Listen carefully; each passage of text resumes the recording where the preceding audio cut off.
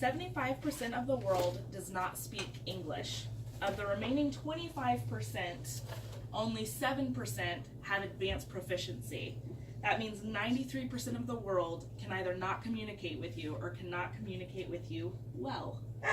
The American Council on the Teaching of Foreign Language believes that language is at the heart of the human experience. We can elevate these experiences by learning a second language through improving our cognitive abilities, connecting with other people culturally, and making us more employable.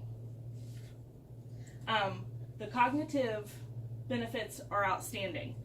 According to a 2012 article in Cerebrum called Cognitive Benefits of Being Bilingual, the brain relies on a series of executive functions to manage multiple languages at one time. This happens even when you're not using both languages. You can be using your native tongue or the second language that you have learned, and it is still using these multiple processes because of how you've trained your brain to work with learning a second language. This is a constant use, and so it's almost like going to the gym for your body. You're keeping it constantly in shape. An MRI study in the same Cerebrum article shows that these abilities go to other regions of the brain, not just the language region. So you're not just working out the language epicenter of your brain, you're working out all of them, which will improve your multitasking and, most importantly, stave off deterioration diseases such as dementia and Alzheimer's. Alzheimer's, for example, people who know more than one language have shown to stave off Alzheimer's for an average of 5.1 years than monolingual people. Additionally, the studies are showing that the brain scans of people who are bilingual show more deterioration in Alzheimer's patients than people who know one language, but they operate at a higher level. So despite their showing more deterioration, they outperform a single language individual. So that's a huge gap when you think about it. I think the average is 72 years old, and we're talking 77 before Alzheimer's diagnosis. Because of all this work that your brain is going through, you improve your learning and how you learn. While learning a language is very easy for younger kids, they've learned within studies and scans that older people still learn languages at a similar proficiency. Our brains just do it a different way. So we've learned different life skills, and our brain uses those to learn language a different way than we do as children. So if you learn language as an adult, it will still stick with you.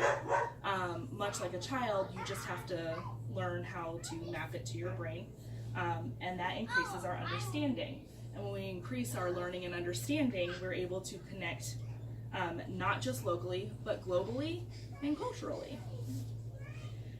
There's so much division in the world today that connecting culturally is a huge benefit. Understanding one another, understanding how we each work, what's the same and what's different is more important than it's ever been.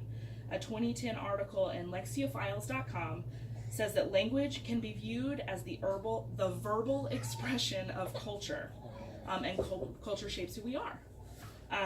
For example, I come from a Southern family, so the dialect is different, the regions are different, idioms are different, and these are all shaped by the art in the area, the people in the area, family experiences. And this is something that's not just unique to my family, this is something that happens to every family. So we can find this commonality internationally and be open to more cultures. Dr. Shah at Baylor University suggests that diverse friend groups that we get from this increase in commonality is going to increase our tolerance. And when you increase your tolerance, you increase your cultural awareness, and therefore you benefit, not just socially, but commercially. Andrew Tucker, an Auburn graduate and legal translator, said you cannot translate well without a profound knowledge of the culture that produces the documents that you're working with.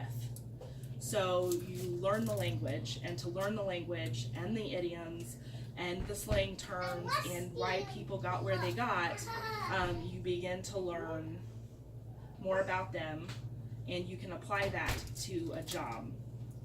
And so that brings us to the job market. And NBC News noted that the bilingual job market has greatly expanded just in recent years. Between 2010 and 2015, bilingual job postings have more than doubled. They were around 230,000, and now they're well over 600, which is 600,000 jobs posting looking for bilingual people, which is a huge jump in just 5 years, and it's continuing. We're more connected with the internet, we're more connected with telecommunications, and we're a global market now. We're not isolated anymore, and we need to be able to communicate worldwide. You don't have to be limited to the language. You can think, well, I live near a Spanish-speaking country, I should speak Spanish, or I live near a French-speaking country, I should speak French. But you're not limited to even spoken language. ASL is very important, or sign languages of different countries. Those are always jobs in need. As I was doing research, lesser known, Yiddish, Farsi. So even if you're not in a location that has a high population of those type of speakers, online someone is looking for someone who can translate those to English and back and forth. So you can expand your job market search just by learning a second language, and it doesn't have to be a second language. You don't have to be stuck in one second language. You can pretty much go to anything that interests you. Art interests you, science, anything. Learn the second language and start there, and the doors will be open. So this increase in brain power will not only connect us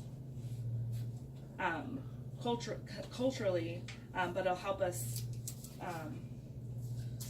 advance in our careers. You're never too old to learn, and there's all kinds of resources out there. You have the internet, which is you can do from your own home. Things like Rosetta Stone, tutors will come out for a minimal price. I've been enjoying an app called Duolingo. You can pull it up, and it's got over dozens of languages. It's almost like a game. You can earn jewels, you can speak into it, you can speak out. It'll speak to you, you choose, you match, and you can do it at home, you can do it in your pajamas, and you can do it on your couch. So at this point, there's nothing standing between you and a second language except for your desire for adventure. Does anybody have any questions? I have questions. Okay. You can answer them. Oh, like I was curious. Does sign language count as a second language? Yes. Sign language and computer language, C++, that was my other one. and C++. programming also falls into multilingualism. It doesn't necessarily. The language epicenters are slightly different, but the knowing the vast knowledge and the working different parts of your brains Like a language.